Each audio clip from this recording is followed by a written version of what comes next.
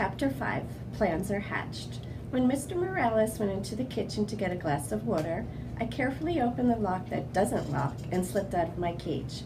I leaped over to the chair, then scampered down to the floor and hid in the corner behind the long curtains.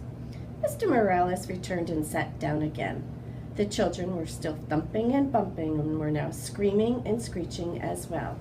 "Say, Humphrey, maybe you need some water too," he said, and leaned toward my cage.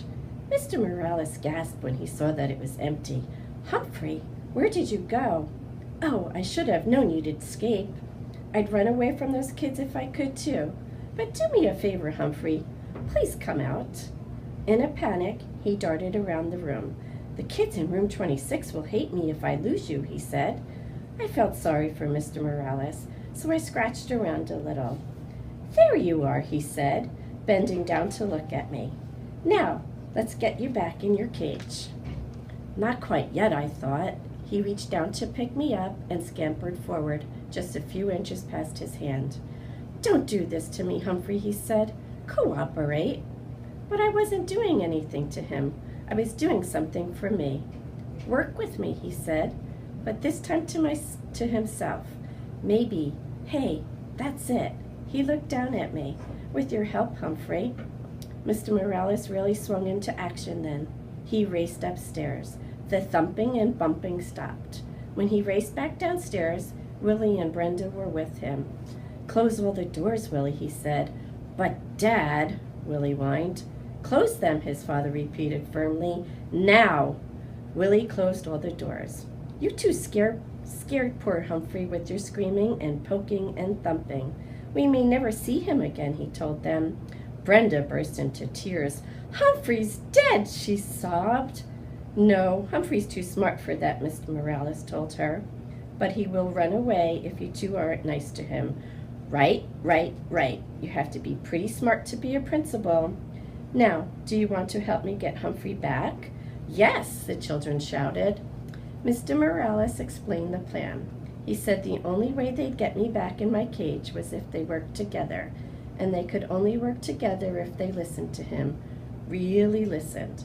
They were listening now, and they kept listening too, because he told them the most important thing they could do was to be quiet. So they were quiet. "I'm pretty sure he's still in the room. Our job is to lure him back into his cage," Mr. Morales whispered. He put my cage in the middle of the floor. Then he went to the kitchen and got a handful of sunflower seeds. Willie and Brenda helped him make a trail of seeds across the floor leading up to the cage. "Good," said Mr. Morales. "Now we have to be very, very quiet and wait for Humphrey to pick up the seeds. But if you say anything or even move, you might scare him." "We'll be quiet, Dad," said Willie. Brenda agreed. They all sat on the sofa. "Do you think it'll work?" Willie whispered. "Of course," Brenda answered. "Dad's smart." Well, he's not the only one. I waited for a while. After all, the Morales children needed all the practice staying quiet they could get. When Willie got restless, I started skittering along the floor. "I hear him," said Brenda. "Shh," said Willie. I waited a few more seconds. Then I scrambled out of the corner and grabbed the closest seed. I could hear loud gasps from the children, but I pretended not to notice. I scurried along the second seed. This plan Mr. Morales and I came up with was tasty, tasty, tasty. I could almost feel 3 pairs of eyes fixed on me, but I ignored them. I grabbed up the 3rd and 4th seeds, hid them in my cheek pouch, then stopped right outside the open door of my cage. Inside, Mr. Morales left a lovely pile of sunflower seeds. It was nice to be free, but my cage was home after all. Besides, until the day somebody fixes the lock that doesn't lock, I can get out whenever I want. The kids were still quiet, so I made a run for the cage. Mr. Morales quickly closed the door, and the children began to cheer. "We did it," said Brenda. "Dad's the smartest man in the world," said Willie. "Hey, you kids helped. When we cooperate and work together, we make a pretty good team," Mr. Morales told them. "Lo mejor," Willie agreed. "The best." Mr. Morales squatted down and winked at me. "Of course," Humphrey helped too. I'll say.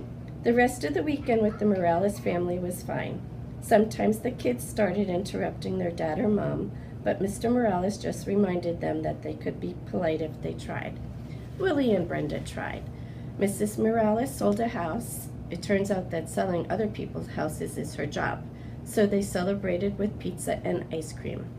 Brenda learned to hold me gently. Willie even cleaned the poo out of my cage, which I appreciated.